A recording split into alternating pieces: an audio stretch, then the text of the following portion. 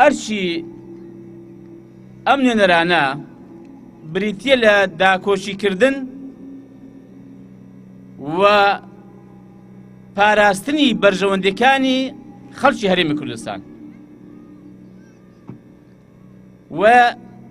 نوێنەرایەتیەکردنیشی ڕاستەقینە و ڕاست و ساغی خەڵکی هەرێمی کوردستان لە ئەنجومەن نوێنەرانی عێراق کە بەداخەوە پێگەی ئێمە لە عێراق بەهۆی بڕیاری سیاسی هەڵا کە جاری وا هەیە بڕیارێکی سیاسی لەگەڵ عێراق دراوە کەسێک داوێتی کە جاری وا هەبووە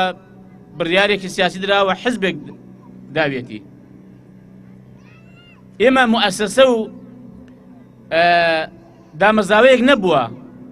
سەرپەرشتی ئەم دۆسیە بکا کە پەیوەندیەکانی ئێمە لەگەڵ عێراق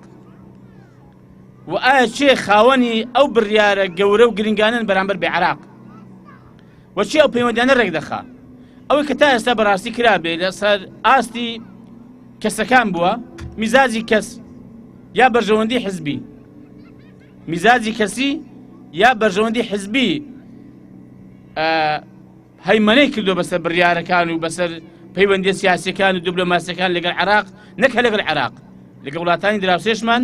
و لەگەڵ وڵاتانی دنیاشدا